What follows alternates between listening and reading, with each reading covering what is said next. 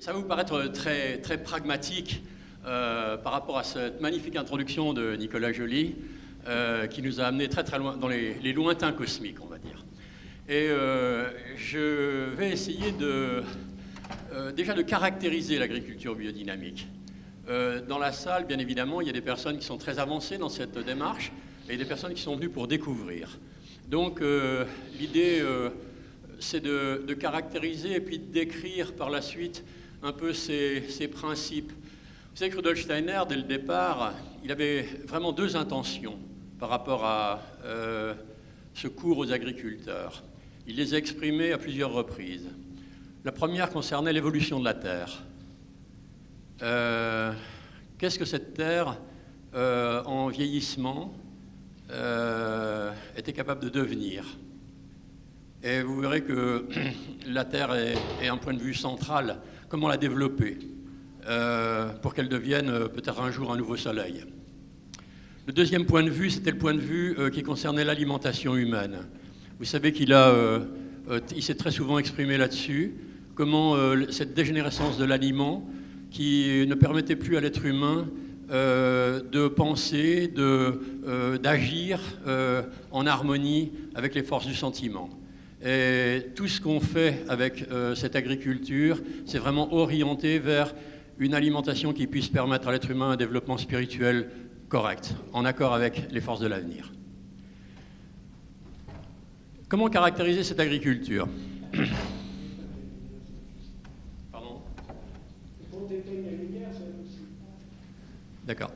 Donc, eh bien d'abord, c'est une agriculture. Comme disent nos voisins allemands, ils disent agriculture biologique dynamique. Et d'abord, ça se base sur des bonnes pratiques, les bonnes pratiques agronomiques, le savoir-faire vigneron, travailler au moment juste avec des outils appropriés, utiliser des plants qui soient accordés à votre terroir. Et ça, Dieu sait que ce n'est pas simple aujourd'hui. Revoir ses idées sur la taille, sur la greffe, sur la plantation des vignes. Nous aurons François Dalle qui nous parlera de ça, Guy Bossard. Et puis après, on est bio. On est bio, ça veut dire qu'on s'intéresse à la vie, au vivant. Le respect du règlement européen sur la bio, il nous est commun avec tous les bio européens. Et s'intéresser au vivant, c'est travailler avec les substances organiques, avec les composts, avec les rotations longues, avec tout ce qui est du domaine de redonner une certaine fertilité au sol. Et puis alors, on entre dans le domaine dynamique. Le mot dynamos en grec veut dire force. Travailler avec les forces de vie, qu'on appelle communément forces éthériques. Travailler avec ces forces de sensibilité, ces forces de structuration et d'organisation. Vous savez, les forces de vie, les forces, elles ne sont pas mesurables.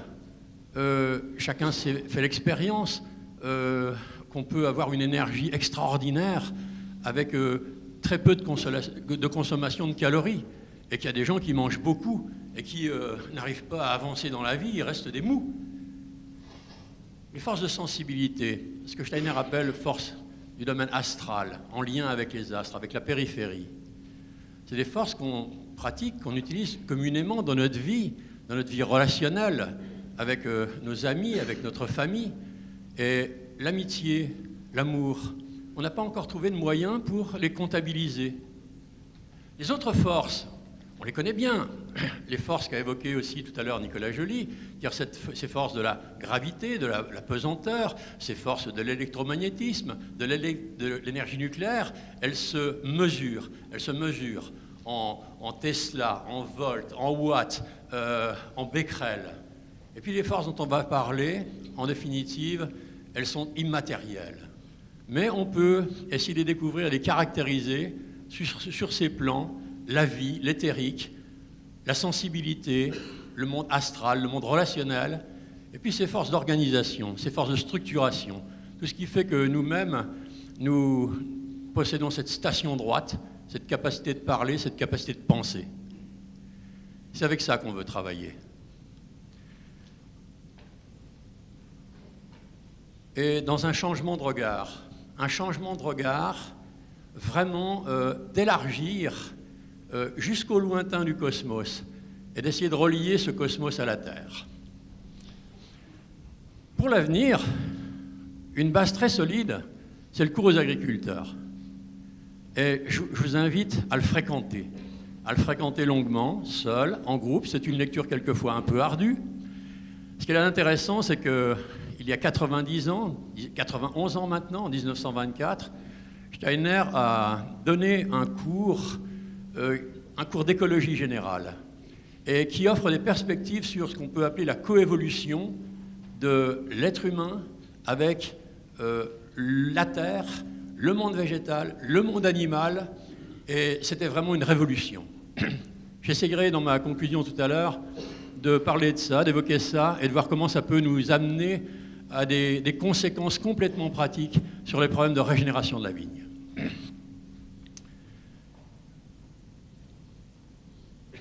J'ai essayé de développer cette idée que le cours aux agriculteurs était un cours de salutogénèse.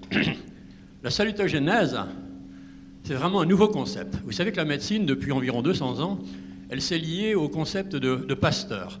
J'ai la chance d'habiter dans le Clunisois et je travaille régulièrement d'une part vers Arbois, dans le Jura, et d'autre part vers Villefranche-sur-Saône, dans le Beaujolais. Alors quand je vais dans le Jura, à Arbois, mes pensées vont vers Louis Pasteur. Louis Pasteur qui a marqué notre siècle avec cette idée permanente de regarder sous le microscope, sous la loupe binoculaire, d'identifier les microbes, les bactéries, les levures, et avec l'obsession de la désinfection. Il faut tuer, il faut éradiquer. Et ça imprègne totalement toute notre médecine, toute notre agriculture. Dans le même temps, Claude Bernard, né à Villefranche-sur-Saône, a développé un concept, le microbe n'est rien, le terrain est tout. Malheureusement, il n'a pas fait grand-chose là-dessus. Il était un physiologiste, il avait une vue d'ensemble des problèmes, mais ceux qui travaillaient à l'époque sur vraiment cette stimulation de l'immunité, c'était plutôt les médecines complémentaires, c'était les hygiénistes, c'était les personnes comme Hahnemann qui s'intéressaient à l'homéopathie. Et on a une nouvelle donne aujourd'hui qui est venue d'un médecin israélo-américain, Aaron Antonovsky. Antonovsky, qui était sociologue et médecin, il a essayé de comprendre pourquoi dans une population donnée, il y a des individus qui étaient résistants. Qu'est-ce qui crée l'immunité? Qu'est-ce qui donne la résistance pour un individu dans une population donnée? C'est ce concept d'une santé qui n'est jamais définitivement acquise, qui est toujours en mouvement, qu'il est intéressant d'explorer. Alors j'ai repris des données du médecin qui est responsable de la section médicale au Goetheanum. Le Goetheanum, donc, où se trouve une université libre de sciences spirituelles, où il y a une section d'agriculture, une section de sciences naturelles, de mathématiques et d'astronomie. Et puis Michaela Glöckler, qui préside cette section de médecine. Alors elle a déterminé des grands points pour l'être humain, l'individualité humaine qui s'incarne dans une famille d'accueil, qui trouve là des gènes, qui trouve un milieu particulier pour son développement, l'enfance. Et alors elle a essayé de voir, mais qu'est-ce qui crée pour cet être qui s'est incarné là l'équilibre, la santé, les facteurs de la salutogénèse. Et la première chose qu'elle évoque, c'est le lien à la dimension spirituelle de l'univers, au monde de la pensée, de l'art, de la culture, ce qui donne sens et cohérence à la vie. Elle décrit un deuxième point, plus à l'horizontale, c'est la mise en relation avec l'environnement humain. Toutes les personnes qui créent du lien dans leur famille, avec leurs amis, avec leur milieu professionnel, mobilisent des ressources de résistance. Et puis une chose plus matérielle, en définitive, il faut pouvoir avoir l'assurance de la vie matérielle, de la subsistance, d'avoir une nourriture saine, d'avoir une éducation, un logement décent, un accès aux soins. Et ça permet de développer des facultés d'adaptation. J'ai essayé de transposer ça pour le domaine agricole ou viticole. Ce qu'on a pour l'être humain, on peut en définitive, pour nous, pour la vigne, l'être de la vigne, qui s'incarne dans un cépage qui viendra dans un terroir, qui trouve un milieu particulier, une enfance particulière, souvent dramatique d'ailleurs, il faut bien le dire, Et il est reçu par un vigneron qui tisse des liens tout à fait spécifiques avec lui. Eh bien, cet être végétal, on peut aussi essayer de provoquer un contexte de santé, de salutogénèse, de créer de l'immunité, de la résistance. Et le premier point des biodynamistes est ce lien au cosmos, qui a largement évoqué tout à l'heure Nicolas Joly. Lien au cosmos par le travail avec les rythmes, sans en être prisonnier. Lien au cosmos par l'emploi des préparations biodynamiques. Nicolas a évoqué donc tout ce travail de Bernard Livegood, un travail riche qui essaye de montrer comment en fait toutes ces préparations, elles sont des incarnations de qualité, d'énergie qui viennent du monde des planètes, du Soleil bien sûr aussi, et qui viennent donc se réactiver une énergie en voie de vieillissement dans le monde terrestre. Sur le plan horizontal, mais c'est les liens à l'environnement. Comment retisser du lien? Comment volontairement recréer du paysage? L'idée d'organisme agricole individualisé, qui est chère aux biodynamistes, elle crée du paysage au-dessus du sol. Comment réinsérer le monde des abeilles, le monde des oiseaux, le monde des papillons, le monde de la diversité des plantes, la diversité botanique et la diversité en dessous du sol, ce monde des racines, des mycorhizes, des larves, des vers de terre. Et là, on va retrouver encore les préparations comme des organes qui relient le tout, qui créent du lien. Et puis, il nous faut bien des moyens matériels pour travailler. Et là, il faut disposer d'un minimum d'humidité dans le sol, de moyens de régulation des maladies et des parasites. Pour l'instant, on n'est pas encore capable de renoncer au cuivre et au soufre. Peut-être que ça viendra, ou du moins en minimisant les doses. On a besoin de vivifier la terre, pas dans tous les cas, mais par la fumure, le compost, d'aider les plantes par des soins appropriés. Et là aussi, on va retrouver les préparations, la préparation bousses de cornes préparées, qui vont être des aides au développement de cette sphère terrestre. Et puis des préparations comme la prêle, par exemple, qui, elle aussi, va être capable de ramener des forces trop intensifiées qui viennent de la Lune et qui essayent de monter sur les plantes et d'y développer des maladies cryptogamiques pour les ramener dans la sphère du sol, dans la sphère où elles ont à agir. Je vais essayer de décrire quelques pistes concrètes pour ceux qui démarrent dans la biodynamique, puis les rappeler à ceux qui sont déjà avancés dans la méthode.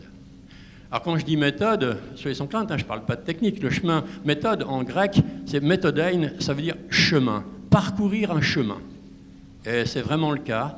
Il faut bien commencer quelque part. Quelquefois, on commence avec des recettes, c'est pas très grave. Et après, on entreprend un chemin personnel de développement, justement, pour essayer de saisir les arrière-plans qui animent toutes ces forces, ces êtres dont parlait Nicolas, qui sont présents à l'arrière-plan et qui suscitent la vie. Donc, créer la terre nouvelle, l'emploi de la préparation bousses de cornes, 500 préparés, le compost biodynamique qui contient toutes les préparations spécifiques. Le deuxième point, c'est d'apporter de la structure à la plante, avec l'emploi judicieux de la préparation silice de corne pour équilibrer le végétal, le rendre sensible à son environnement cosmique, favoriser les processus qualitatifs et aboutir à de bonnes maturités. Soigner la vigne avec l'emploi des extraits végétaux, donc les méthodes spécifiques de régulation de la biodynamie, les incinérations, les poivres, qui sont à mon avis pas assez employées et pas assez comprises. Qu'est-ce qu'on fait quand on utilise l'incinération d'une graine, d'un insecte? Comment est-ce qu'on entre en lien, en contact avec, en définitive, l'esprit de la plante, l'esprit de l'animal? Comment est-ce qu'on lui parle? Comment est-ce qu'on peut entrer en relation avec ces êtres qui animent nos espaces agricoles ou viticoles?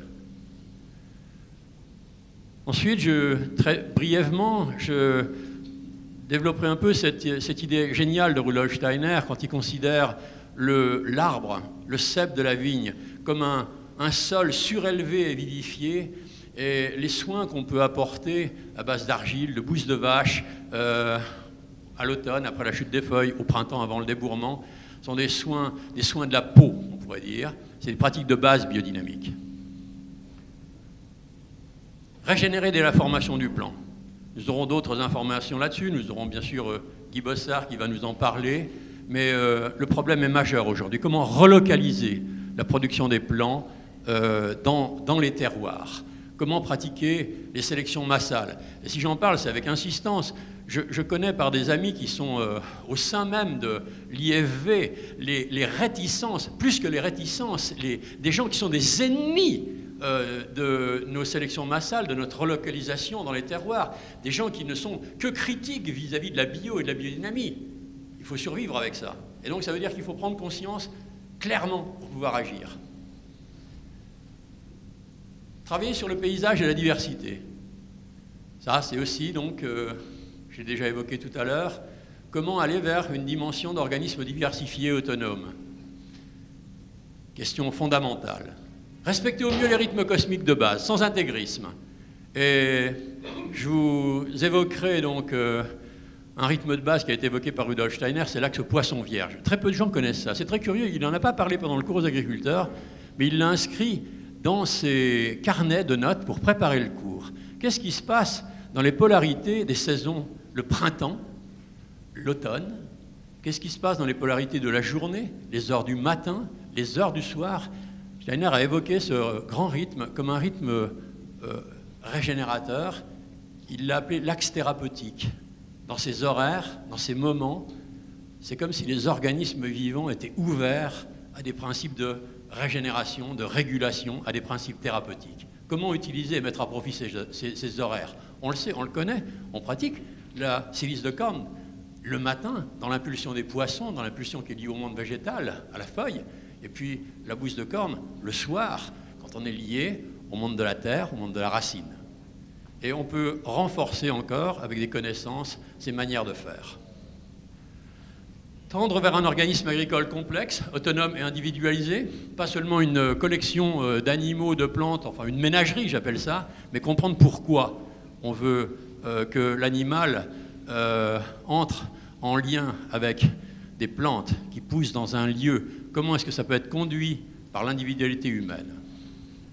Et puis on verra comment, chose importante, tisser des liens, tisser des réseaux pour progresser en groupe, forger des alliances, chose indispensable aujourd'hui si on veut changer la donne en matière de viticulture. Donc premier point, comment développer le sol? En fait, c'est par là qu'on commence. Créer de la terre nouvelle, c'était un thème vraiment fondamental pour Steiner. Je voudrais rappeler très brièvement que tous les sols se développent à partir de l'activité des lichens qui viennent apporter leur dynamique vivante par leurs racines en rongeant la roche. Puis ensuite les mousses viennent, des petites plantes, ici des véroniques, et on voit que c'est l'activité des plantes, l'activité des racines, cette activité photosynthétique qui a été évoquée tout à l'heure, 95% du poids de la plante, c'est en fait lié à l'énergie du soleil, au dioxyde de carbone, à la formation des sucres. Mais ce qu'on sait rarement, c'est que 50% de cette production qui vient du soleil, en fait, elle descend sous la surface du sol. Elle vient habiter le monde souterrain. Et entre 30 et 40% de l'ensemble de cette production, c'est excrété dans le sol et ça vient nourrir la rhizosphère, les bactéries, tout ce monde vivant, tout ce monde souterrain qui est capable de faire évoluer les sols. Donc les effets de cette bouse de corne préparée. La bouse de corne préparée, c'est une bouse de corne, c'est une initiative qui nous vient d'Australie, d'Alex Podolinsky, qui contient les 6 autres préparations qui sont habituellement destinées au compost. Encore une chose que je voudrais dire une fois, pourquoi 500? C'est pas un très beau mot. On devrait continuer à dire bouse de corne, mais c'est pratique. On dit 500 préparés. C'était Pfeiffer, donc, qui était un collaborateur de Rudolf Steiner, et il a dénombré simplement 500 millions de bactéries au gramme. Et ça s'est nommé 500, et ensuite les autres préparations sont venues, 501, 502, 503, mais en fait elles sont quand même bouse de corne, silice de corne, achillée millefeuille, matricaire camomille, etc. Donc celles-ci, elles stimulent le développement des systèmes racinaires, leur verticalisation. J'ai pris appui sur des recherches, puis sur des constatations de terrain, bien sûr. Ça aide à la formation de l'humus, la structuration du sol, ça stimule la vie bactérienne, y compris la formation des nodosités chez les fabacées. Et c'est aussi intéressant parce que c'est capable de dissoudre des formations des salinisations des sols. Et dans mes observations récentes, j'ai même constaté que dans les sols calcaires, eh bien, cette préparation, elle est capable vraiment de ronger la roche, de la dissoudre. On va vers une dématérialisation, quelque chose qui, comme une sorte de spiritualisation de la substance, on pourrait dire. C'est des choses tout à fait étonnantes et qui n'ont aucune explication actuellement plausible pour le monde scientifique. Alors cette préparation doit être brassée, dynamisée. La dynamisation manuelle permet de se lier intimement à ce travail. La dynamisation mécanique, qui est couramment pratiquée, donne des très bons résultats aussi. L'idée, c'est ce brassage énergique avec un chaos bouillonnant. Es brodelt, dit en allemand Rudolf Steiner, ça bouillonne. Et dans une eau de bonne qualité, favorable à la vie, et tiédi, selon les indications de Steiner. L'autre soin au sol, c'est vraiment le compostage, avec ces préparations, ces 6 préparations, qui jouent un rôle spécifique de régulation, d'organisation de la vie. Ces préparations sont aussi employées, j'ai déjà cité tout à l'heure dans la bouse de corne préparée, mais aussi dans les compots de bouse, comme le compot de bouse de Maria Thune. Ces 6 préparations, la plupart d'entre elles, donc, évoluent, fermentent, dans un processus d'humification, dans un processus qui mène à la colloïdalité. J'en reparlerai tout à l'heure, dans des enveloppes animales qui sont appropriées. Donc ces composts ne sont pas nécessaires partout. Il y a des endroits où il y a des sols suffisamment fertiles pour ne point en recevoir. Et utilisés à bon escient, ils sont capables vraiment d'agir en fait, en régulant une vie, des systèmes organiques. Dans le compost, avec les préparations, on crée un rein, une rate, un foie, une vésicule biliaire. Et ça, ce n'est pas seulement destiné au compost, c'est destiné à améliorer les fonctions d'épuration pour le rein, de respiration pour le poumon, de digestion pour l'intestin, de stockage et redistribution des glucides, le métabolisme des glucides du foie. Et bien on va faire ça, en définitive, dans le compost, dans le sol qui va recevoir ces composts. Alors, il y a beaucoup de débats sur les composts vieux, 1 an, les composts jeunes, 1 mois. Moi j'ai pris un parti, c'est une moyenne, et il faut que les composts ils puissent développer, après la phase thermique, une microfaune et une microflore qui est très importante. C'est elle qui permet de lutter contre toutes les maladies qu'on appelle telluriques, Bremia, Rhizoctonia, Pythium, toutes les maladies du bois en définitive. Eh bien, cette flore-là, elle est bénéfique, elle ne se développe pas avant le 3e mois, elle reste assez stable jusqu'au 6e, et à partir de 6 mois, elle commence à baisser. Donc on n'a pas à faire qu'à du NPK dans le compost, on n'a pas à faire qu'à de la matière organique, on n'a pas à faire seulement à ce que je viens d'évoquer, c'est-à-dire cette vie complexe, on a affaire aussi à des forces de vie, forces de sensibilité et forces aussi d'organisation et de structuration. Je vais montrer ici quelques résultats des pratiques de base qui cherchent à développer le sol. Mon expérience personnelle, c'est le profil à la bêche, j'en fais beaucoup, j'en fais des centaines par an, et c'est toujours riche d'enseignements, surtout quand les personnes veulent faire des essais, c'est-à-dire mettre d'un côté, je veux voir. Et ce n'est pas interdit de voir. Vous savez que Rudolf Steiner, dans les réponses aux questions après la 4e conférence, il a vraiment donné des indications précises en disant il faut aujourd'hui faire passer les choses par des chiffres. L'état de l'époque le demande. Et comparer, vouloir avoir les clés en main. Plusieurs fois, il a cette phrase étonnante. Il faut avoir les clés en main pour pouvoir agir. Et pour ça, il faut pouvoir observer, il faut pouvoir vérifier. C'est mon point de vue. Donc, dans les sols, une des signatures biodynamiques, c'est ces petits chevelus racinaires qui sont vraiment incomparables avec ce qu'on peut observer en bio et bien sûr encore moins en conventionnel. C'est le brunissement, l'humification des sols, le développement de ces arômes, la structuration, la porosité avec une bonne gestion de l'eau dans le profil. Ça peut aller très vite, ici ça lentement, 5 années, mais des sols difficiles, des sols très argileux. On voit ici donc ce qui est resté en bio, puis ici ce qui est en biodynamie. Vous voyez bien le brunissement. On va le voir plus en détail. Regardez, quand on grossit les images, c'est intéressant ici de voir cet aspect minéral où l'eau est mal gérée, très peu de système racinaire, et ici l'aspect grumeleux avec toutes ces petites racines, et puis qu'on voit ici. et l'humification qui s'est prononcée. Ici aussi, c'est 5 années de travail dans des parcelles très difficiles, des limons sans argile.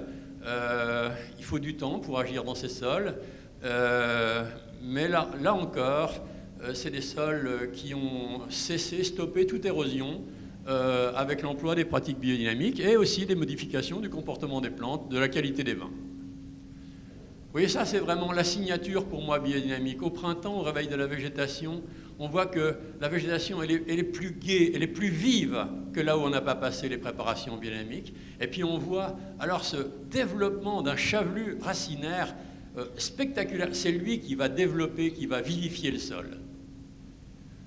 Alors on a ça, vous avez vu, c'était en 2 ans, là c'est en 1 an, c'est des choses assez spectaculaires. Et je vous montrerai pour finir tout à l'heure un résultat d'une expérience qui a été menée cette année en quelques mois avec des choses qui nous laissent pantois et qui sont peu digérables pour le monde de la recherche conventionnelle aujourd'hui. Mais ce sont des faits. On peut voir aussi donc dans cette image, il y a des choses différentes entre les emplois. Il y a des manières de faire qui sont sûrement plus rapides ou plus efficaces que d'autres. Nous en reparlerons. Alors, on ne m'offre pas la possibilité de déterrer des plants de vigne tous les jours. Mais j'aimerais bien savoir ce qui se passe au fond, quand même. Qu'est-ce qui se passe? Comment agit cette préparation sur ce végétal particulier? Comment est-ce qu'on approfondit? Alors, les salades, c'est facile à faire et c'est très révélateur. On voit ici, alors c'est une intensification, 3 applications de 500 préparés, ça fait beaucoup, mais c'est spectaculaire dans le développement racinaire, dans la manière dont la plante se lie au sol. Tout ce qu'on voit, ces racines gainées là, c'est vraiment la vie, c'est vraiment les bactéries, c'est vraiment tout ce qui est excrété par les racines qui nourrit cette vie, la rhizosphère, qui va servir de colle. Ah, on voit ça quand même sur les plants de vigne en pépinière. C'est intéressant, regardez la finesse ici, dans la partie biodynamique, par rapport à cette grossièreté des plants qui n'ont pas reçu les préparations. Ça, c'est une photo que j'ai eue seulement la semaine dernière, c'est intéressant. Alors, c'est même pas de la biodynamie complète, c'est de la bio, mais il y a eu un trempage avant la mise en chauffe des greffés avec la valériane. Quelques gouttes de valériane. Et alors, on a un résultat, mais spectaculaire, dans le développement des racines, dans leur taille, leur longueur. Voilà, je vous montre ça parce que c'est l'essai dont je vous parlerai pour finir. Alors, deuxième point, on a parlé du sol. En général, on commence par là. Vous savez que Steiner considérait le système racinaire des plantes comme un système neurosensoriel. La plante vue comme un être humain renversé, avec, pour elle, sa manière de rencontrer le monde, de rencontrer l'univers, ça passe par les racines d'abord. Et le deuxième point, qu'est-ce qu'on va faire au végétal vivant? Comment est-ce qu'on va l'aider à se comporter, à aller vers plus de lévité, comme l'a exprimé tout à l'heure Nicolas. Donc la silice de corne, à partir de quartz, broyé le plus finement possible. Ça s'adresse à la partie végétative et fructifère des plantes. C'est une pulvérisation de lumière. Et on peut observer que non seulement ça aide les plantes à se structurer, mais que ça favorise vraiment l'immunité. On utilise très peu, 4 grammes par hectare, brassé durant 1 heure dans 25 à 40 litres d'eau de bonne qualité tiédie. Et on va utiliser ça en général dès la pointe du jour. Attention, jamais sur des plantes souffrant de sécheresse, c'est très important. Et la fréquence de son emploi, c'est vous qui devez l'évaluer. Est-ce que ma plante a besoin de recevoir la silice de corne? Est-ce qu'elle fatigue? Est-ce que le climat, est-ce que les conditions de l'année demandent de renforcer ou au contraire de diminuer ces apports de silice? Ça, c'est des questionnements. Il faut arriver pour vous à acquérir la sensibilité par l'observation qui est nécessaire pour voir comment ça fonctionne, comment on emploie ces préparations. Donc, quand on observe les effets de cette silice, eh bien, c'est vraiment l'architecture individualisée, les structures, les pores redressés, les couleurs lumineuses et les qualités organoleptiques et alimentaires, bien sûr. Voilà, ces pores typiques de la vigne, après les apex très redressés, ces feuilles qui forment la coupe. Et alors, j'aime bien montrer ça parce que cette photo, c'est un mourvèdre. Il y a des cépages qui sont très très sensibles, qui manifestent très très clairement l'efficacité des préparations biodynamiques. Le mourvèdre en fait partie, le merlot, le riesling, c'est extraordinaire. Ici, vous voyez, on a affaire à c'est une expérience de gens qui travaillent en bio depuis longtemps, qui ont démarré des pratiques biodynamiques, mais qui ont voulu laisser des témoins. Et ici, on a cette brillance des feuilles, ce redressement, ce positionnement individualisé. Et j'aime bien dire, dans la vigne, on devrait pouvoir voir au travers. Leur concept de voir au travers du plan de palissage, c'est quelque chose qui pour moi est très très important. Vous voyez, ça c'est la partie qui est restée en bio, c'est à 4 mètres de la première partie. Et vous voyez ici, eh bien, c'est comme les stores vénitiens. Vous savez, hein, pof, pof. Là ici, on a quelque chose qui est pendant, le vert est mat. C'est vraiment typiquement pas biodynamique. On peut voir ça sur du Riesling bio ici. C'est un beau Riesling. Mais regardez, je ne vois pas au travers du plan de palissage. Pas plus que je ne voyais ici. Et regardez ici. Ah, la biodynamie, mais ça commence à danser. On a quelque chose qui est allégé. Et évidemment, ça a des conséquences. Ce n'est pas seulement pour l'esthétique qu'on fait ça. Ça a des conséquences sur le plan phytosanitaire, sur le plan de l'oïdium, du botrytis, de la maturité des grappes, etc. Ici, le pinot, le pinot, quelquefois, il accueille très très bien. On voit au moment de la récolte ces feuilles très redressées, on pourrait dire. Alors j'ai pris un exemple qui est intéressant et qui n'est pas dans la vigne. Ça, c'est de la courge de Chine, du potimarron bio, et ça, c'est biodynamique. Alors, regardez les couleurs, regardez le style, le port des feuilles. Ici, c'est les noirs bleutés. Vous voyez, ça, c'est la charge en azote. Puis regardez ici, la beauté du feuillage, le style foliaire, le comportement, tout à fait différent. Alors là, ici, on va tomber dans les tomates. Ça, c'est de la tomate végane. J'ai fréquenté cet été des véganes, des gens qui veulent utiliser rien du tout qui vient du monde animal. Et alors, c'est très rigolo parce qu'ils ont des plantes qui sont extrêmement alourdies. Ils emploient des fumures très importantes à base de maïs en granulés, de soja, etc. Aucune fumure animale. Ils n'ont quasiment pas d'enracinement correct sur leurs plantes et ils ont des plantes très alourdies. Puis à côté, le lendemain, on était chez quelqu'un qui travaille en biodynamie. Et vous voyez ici, là, on a un style, quelque chose qui est complètement différent. On voit encore au travers du plan de palissage. Regardez le comportement des feuilles, regardez la légèreté. Et alors ce qui est curieux, c'est que cette femme, tous les matins, elle arrose tout ça par le dessus, et on n'a pas droit au cuivre en maraîchage, en biodynamie. Comment est-ce qu'elle fait pour maintenir cette santé?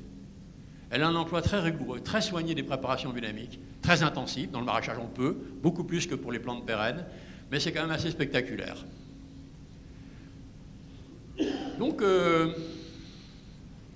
on peut voir beaucoup de qualités, beaucoup d'effets, la silice de corne, depuis l'équilibre de la vigueur, le redressement, la flexibilité, la résistance aux maladies qui est accrue, les meilleures maturités phénoliques, l'augmentation des arômes et de la concentration du vin.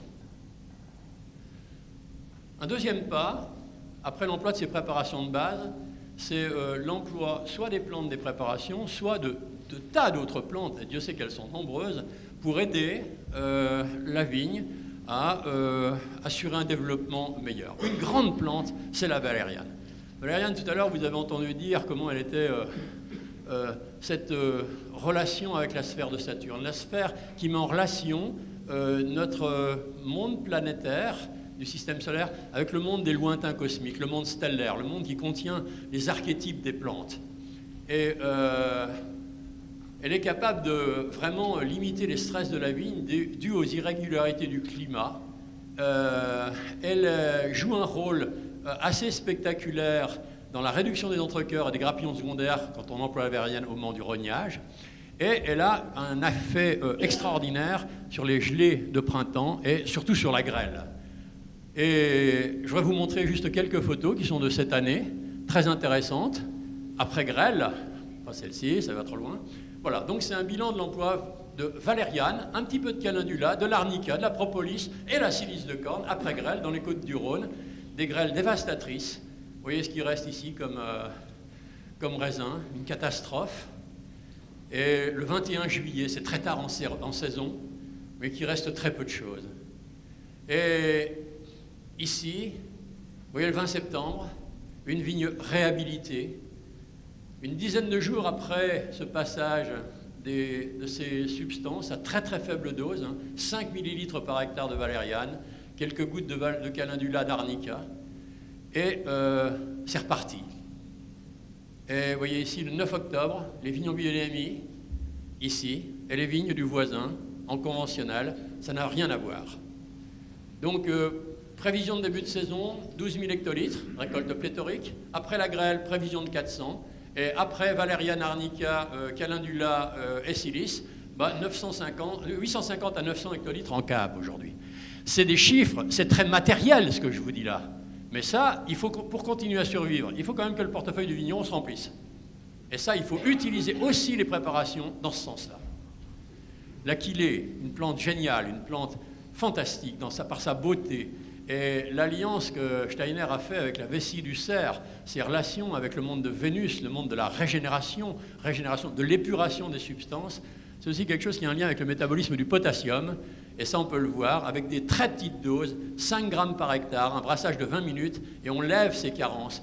Et là, on n'est plus dans le domaine de la substance. On n'apporte pas du potassium. On permet au potassium de se manifester de manière correcte dans la plante. Beaucoup de plantes, je vais passer. Je ne sais pas combien de temps il me reste.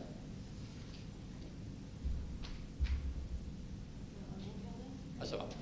Donc, beaucoup de plantes importantes. L'ortie, la prêle des champs, l'osier, toutes les plantes des préparations, bien sûr, mais bien d'autres qui sont possibles. Et là, vous verrez peut-être avec la conférence de Jean-Michel demain, comment arriver à reconnaître par l'observation goethéenne des plantes, mais comment celles qui sont dans le moment peuvent vraiment devenir un trésor thérapeutique, mais il faut pour ça rencontrer pas les molécules qui sont présentes dans la plante, mais qu'est-ce que c'est le geste, le savoir-faire, la sagesse de la plante, l'esprit de la plante. Et ça demande tout un travail de compréhension. Une grande plante qui a été citée par Steiner dans le cours d'agriculteur, c'est la prêle. On l'appelle quelquefois préparation 508. Elle a un rôle... Alors, Equisetum arvense, les autres prêles ne fonctionnent pas. Malgré ce qu'on raconte quelquefois dans la littérature, j'ai moi-même fait des expérimentations pour savoir que ça ne fonctionne pas. Alors là, c'est encore une chose mystérieuse. Comment est-ce que 100 grammes de prêle par hectare, passé aux intersaisons, et particulièrement la semaine avant Pâques, la semaine où les forces lunaires sont encore les plus actives, avant que ces forces solaires, qui ont été évoquées tout à l'heure, viennent dominer le ciel, eh bien là, on peut calmer ce jeu des forces lunaires, les renvoyer dans le sol. C'est ça l'action de la prêle. Et on voit que ça joue, ça fait que ce qu'a reçu la prêle, on a un retard de germination des oospores, et il y a moins de oospores qui germent. Ça, c'est 2011. Ça, c'est 2012, pareil, sur 2 sites. Ça, c'est 2013. Vous voyez, on a toujours ces retards de germination. On est vraiment dans quelque chose qui est quand même étonnant. 100 grammes. Et quand vous avez fait cette décoction, eh bien, il reste quoi dans la décoction? Une fois que vous avez filtré, vous avez enlevé la plante, il ne reste rien. Ça va être répandu sur 1 hectare, et ce jeu en roule qu'on peut prouver par des recherches méthodiques. 2014, même tendance. Vous voyez, les gains de temps, 7 jours, 3 jours, 9 à 13 jours selon les sites, dans la maturation des œufs de mildiou qui sont retardés. Et là, il faut revenir à Colisco. Colisco, disponible en langue allemande, en langue française, qui sera bientôt disponible en français. Tous les ans, j'annonce ça, mais on a du mal. Il est traduit complètement. Il faut qu'on fasse un travail de relecture, de correction et d'édition. C'est un livre génial. C'est vraiment... c'était une collaboratrice de Steiner et qui a apporté, et qui est encore capable d'apporter quelque chose de fondamental pour la biodynamie. Ce n'est pas un vieux livre, pas plus que le cours aux agriculteurs n'est un vieux livre. D'ailleurs, les gens qui nous critiquent quelquefois là-dessus, en disant « Oh là là, votre truc, vous avez de la littérature qui date !» Et eux, ils en sont où? Ils en sont à Liebig, mais c'est encore 100 ans en arrière.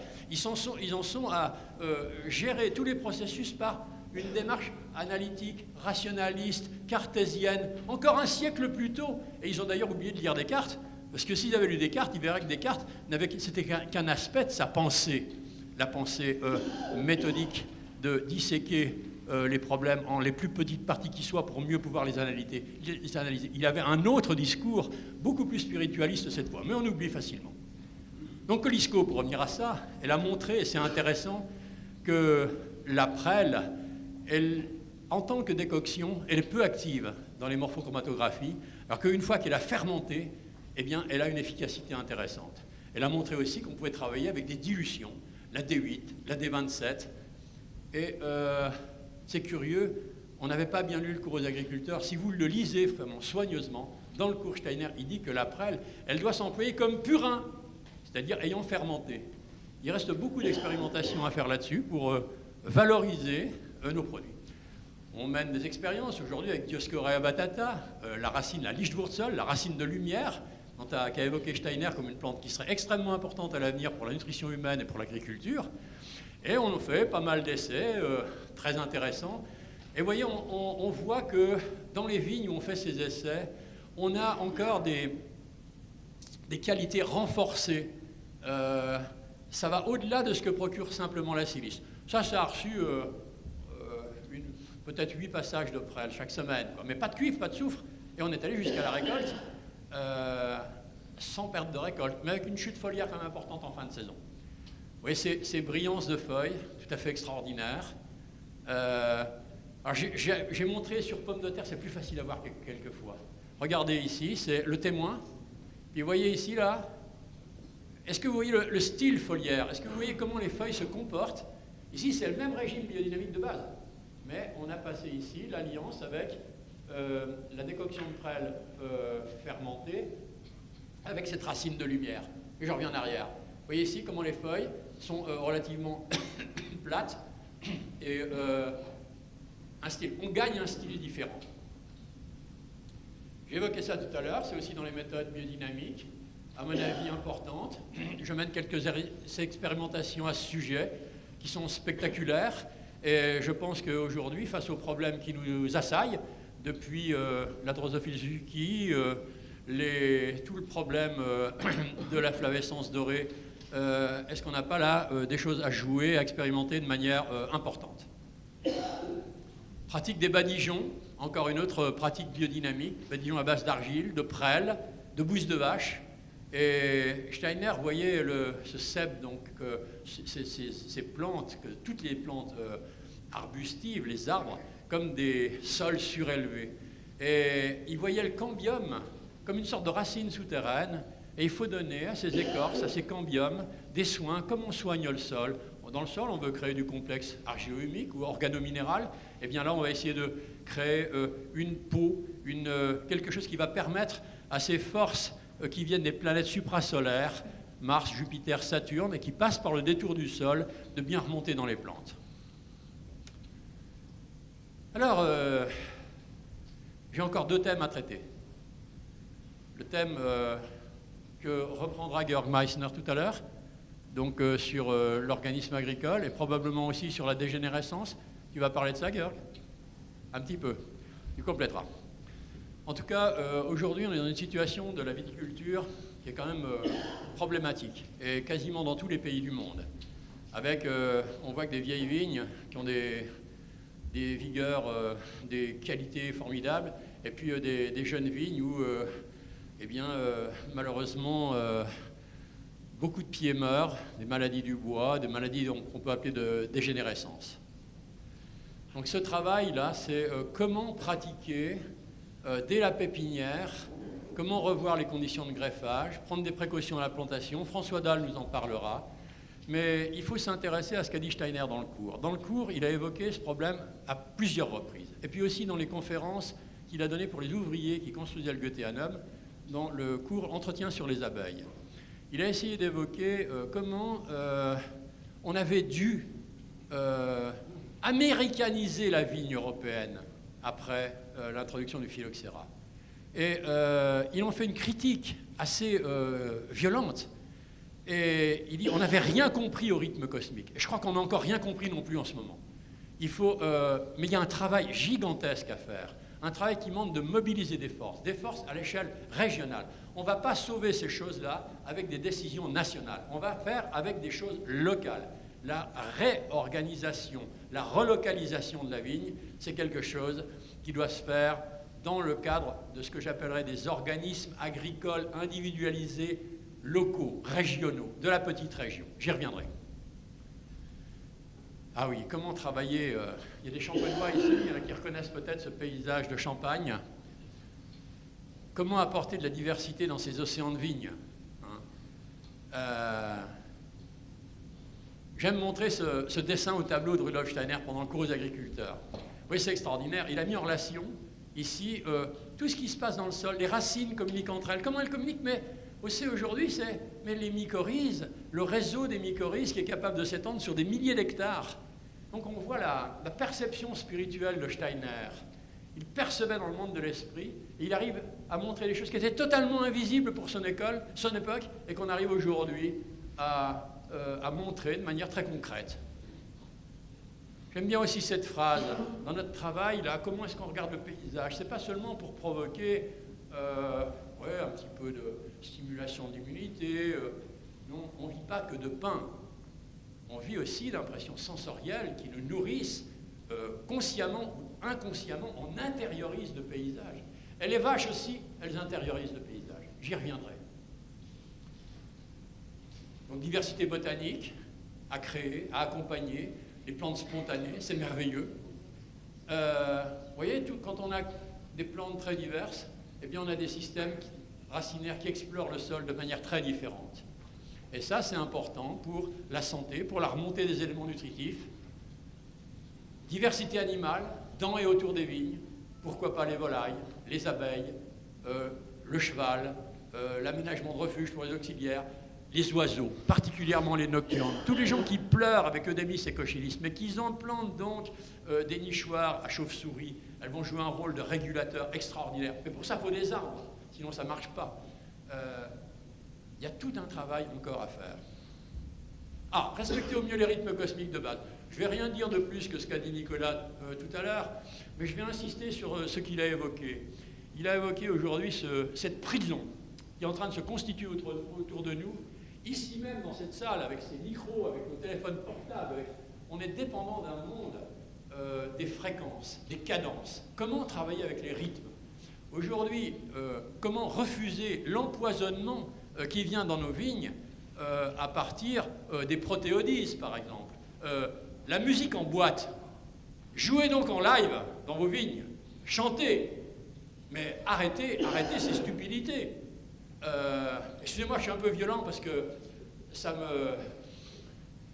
monte en moi quand je vois ça. C'est une incompréhension totale de ce que sont les forces formatrices par rapport aux forces de la sous-nature dont parlait Steiner.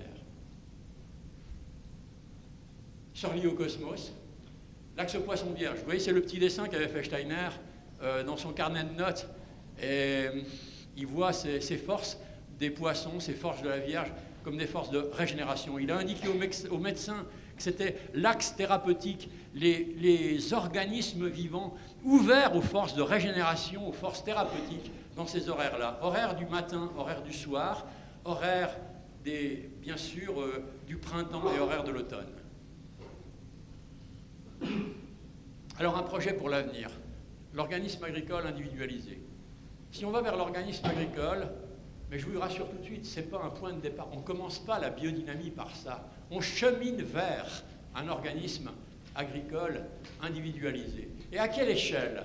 Est-ce que c'est l'échelle d'un vigneron? Est-ce que c'est une échelle locale? Est-ce que c'est l'échelle d'un terroir?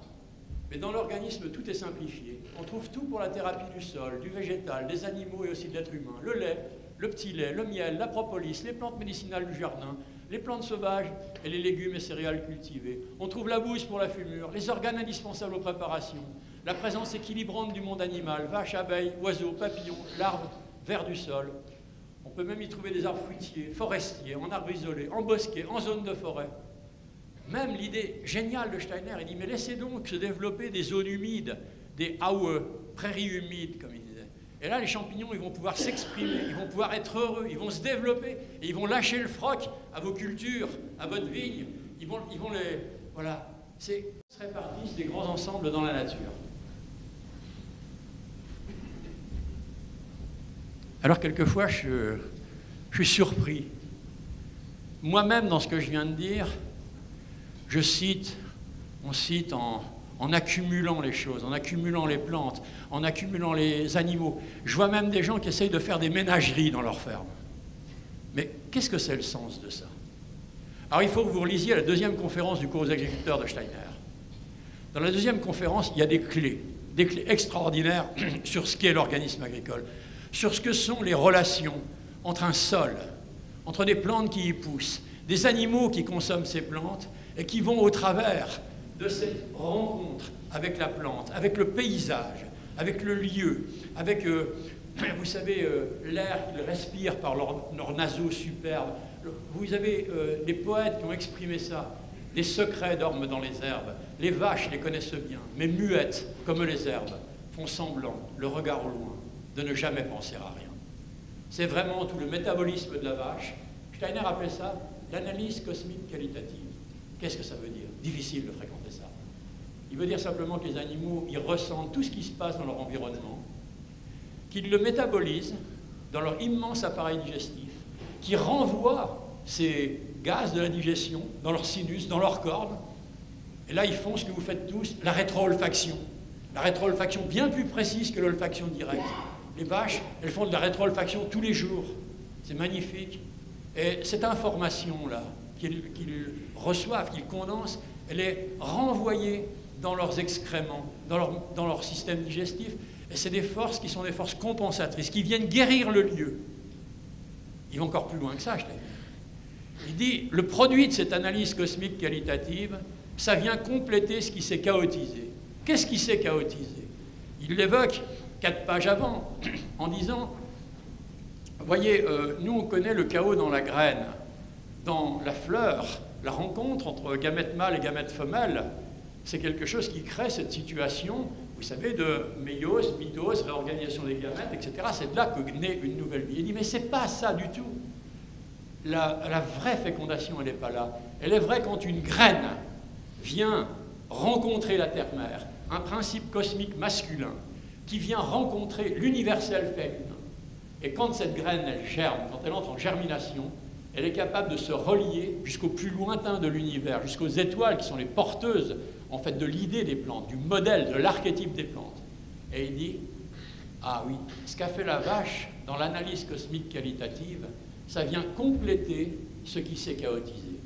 C'est pour ça que dans la millénamie, sans cesse, dans ce lien entre Terre et cosmos, avec un monde de spirales qui commence par la grande spirale solaire que décrit le Soleil et le système solaire dans la galaxie, les plantes avec leur développement spiral, les vaches avec leurs spirales qui sont partout, depuis le mouvement de la langue qui prend les plantes, depuis les cornes, depuis le métabolisme digestif dans la spirale intestinale, depuis la bouse elle-même qui est spiralée.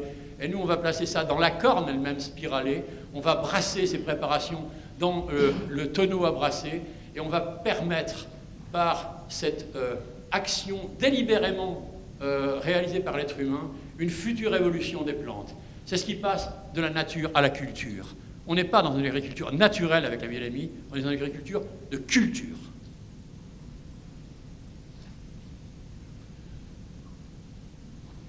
Donc je voudrais finir, il me reste combien de temps, Sonic? Oui. Je voudrais finir par vous montrer, ça c'est un peu tôt,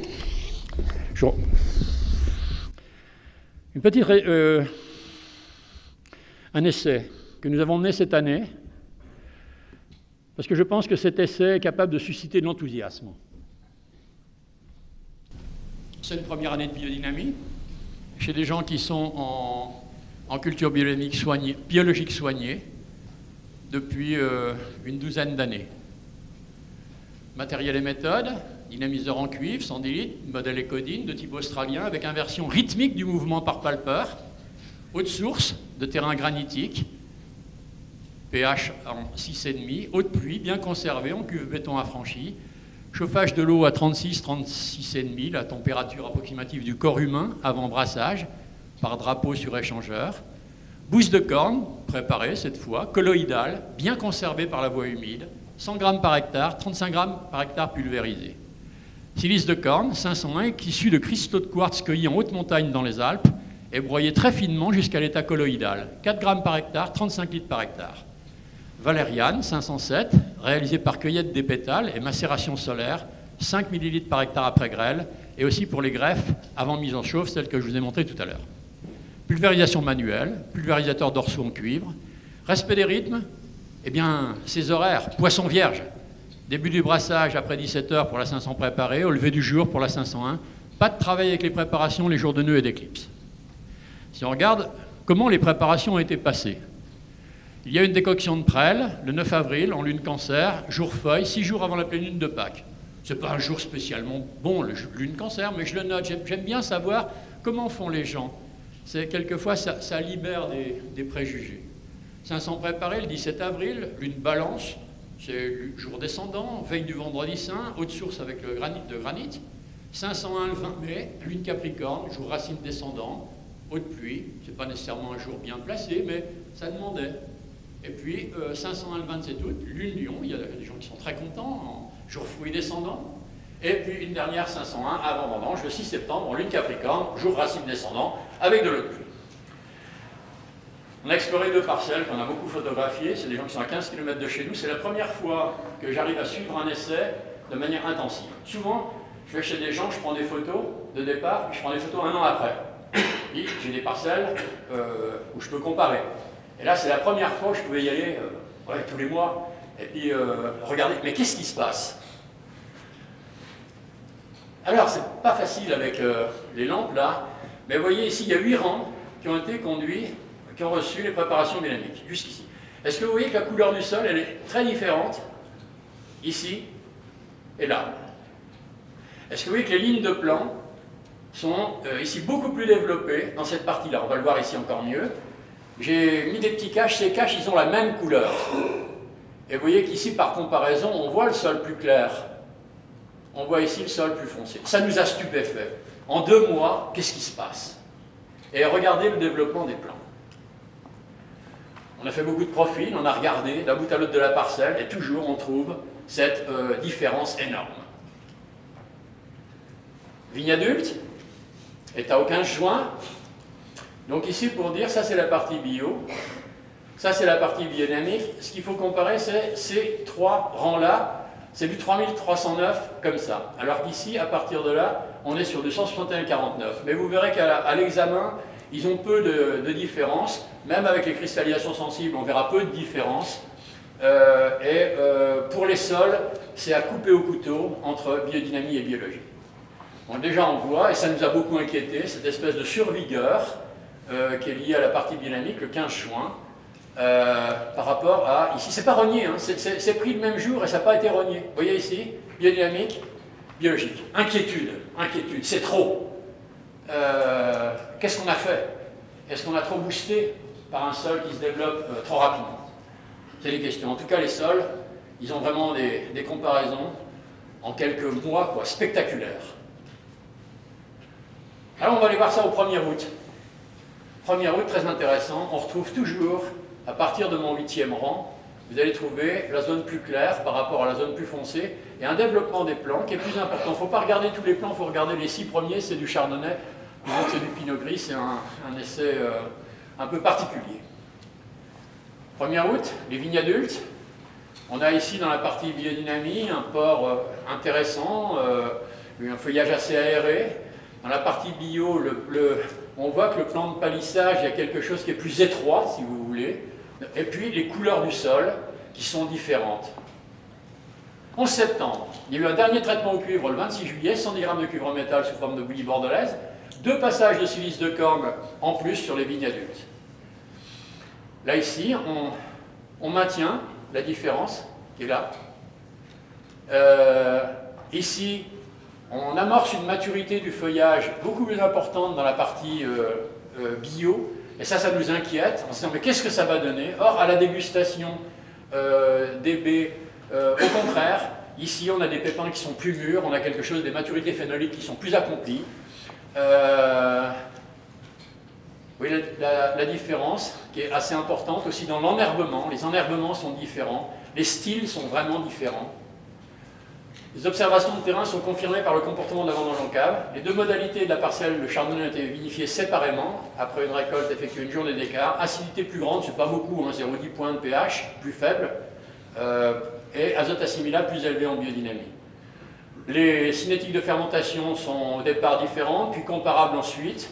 Et ce qui est intéressant, c'est que c'est plus aromatique, plus floral sur le bio, ce qui est préféré par beaucoup de personnes qui viennent déguster, mais plus de tension, plus d'acidité avec une plus grande longueur en bouche sur la biodynamie, qui est préférée par les experts, à confirmer. Alors on va aller au 10 octobre. Ah mais au 10 octobre, mais on continue.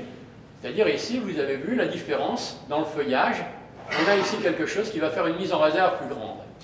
Fin de saison, 11 novembre. Alors là, c'est très intéressant. Vous allez voir que ici, toutes les feuilles de la partie bio sont tombées prématurément, par aussi du milieu, et toutes les feuilles de la partie biodynamique, elles sont là présentes. Vous les voyez? Là, ici, c'est spectaculaire. Le comportement, la qualité des bois, on va la voir tout de suite. Les bois, beaucoup plus gris, plus faibles. Dans la partie biodynamique, on a des bois rouges, on a quelque chose qui... Mais est-ce que vous vous rendez compte que c'est quelque chose qui s'est marqué depuis le 17 avril? Donc vraiment encore, cet emmerdement, ces différences vraiment spectaculaires. Et alors on a fait des expériences intéressantes. Là ici, il y a un engrais vert qui a été semé, du seigle. Et alors vous regarderez ici, jusqu'au 8e rang, je ne sais pas où il est là, le 8e rang, c'est facile à voir. Hein. Regardez comment les couleurs sont, la couleur du sol, la couleur de l'herbe. Quand vous regardez ici, dans la partie biodynamique, le prélèvement, le sol, qui est vraiment développé, grumeleux, ici, compact. Les pousses sont plus claires, plus longues, d'ailleurs, c'est étonnant, ici plus trapues. Et alors, on a fait une expérience étonnante. On a fait des prélèvements de sol pour les amener au laboratoire, je vais vous montrer les résultats tout à l'heure. Et puis nous-mêmes, on pratique des morphochromatographies et des analyses avec la bioélectronique de Louis-Claude Vincent. Et pour faire ça, il faut faire sécher les échantillons. Alors, on a fait sécher les échantillons dans des coupelles sur un poêle de masse, chauffé 40 degrés pendant toute la nuit. Puis pendant la nuit, je me suis relevé à 4 h du matin pour voir ce que ça donnait.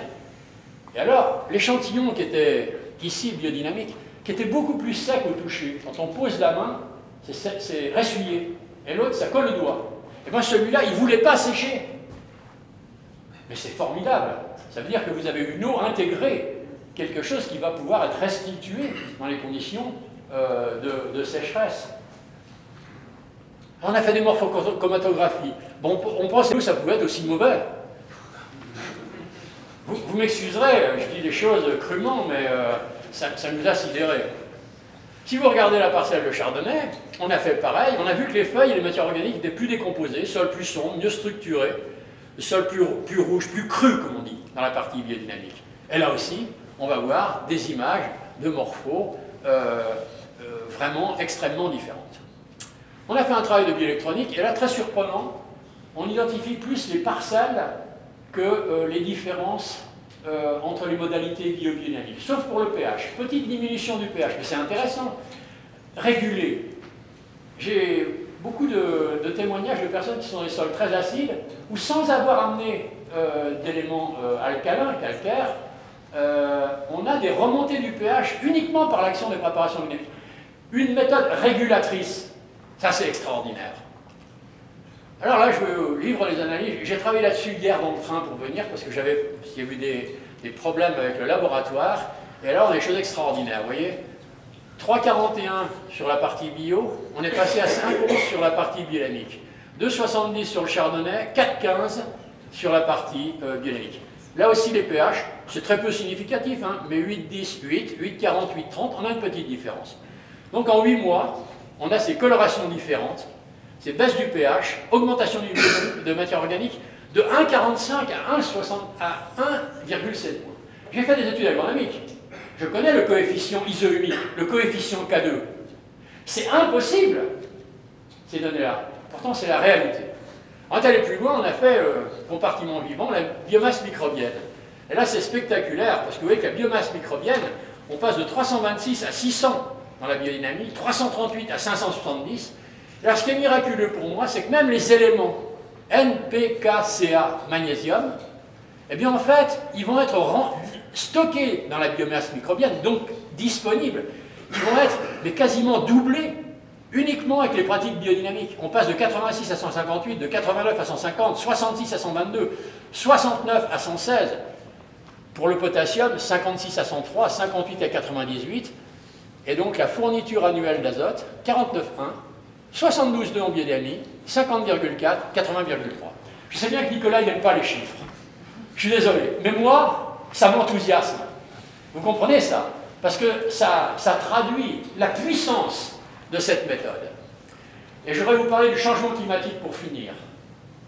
Vous savez que c'est la deuxième chose qui est préoccupante avec ces problèmes de renversement des polarités, pôle nord, pôle sud, avec ce problème des ondes électromagnétiques. Mais nous sommes dans une difficulté qui est gigantesque. Montée du niveau des océans et changement climatique. Alors j'ai calculé ces petites bricoles, là, lisez pas tout. Mais là, j'ai fait des calculs. Des calculs pour... voilà, si on admet que 1,5% de matière organique en plus sur une profondeur d'1 mètre, c'est 180 tonnes de matière organique. Donc environ 104 tonnes de carbone, 386 tonnes de CO2 par hectare qui sont fixées. Alors ça ne va sûrement pas s'accroître dans le temps. Je connais des expériences comme celle-ci, j'en connais d'autres, avec quelques chiffres, en Australie, dans notre contexte chez Marc Guimau-Michel à Clessé. Mais si vous prenez l'ensemble de la surface terrestre, 51 millions d'hectares, la SAU, c'est 5 millions d'hectares. Garder 1,5% de plus de matière organique dans les sols sur une profondeur de 1 mètre, dans 1% seulement des sols cultivés, ça représente 100 tonnes de carbone, fois 50 millions d'hectares, 5 milliards de tonnes de carbone, 5 gigatonnes. Et nous, ce qu'on expédie en trop dans l'atmosphère, c'est 2 à 4 gigatonnes par an.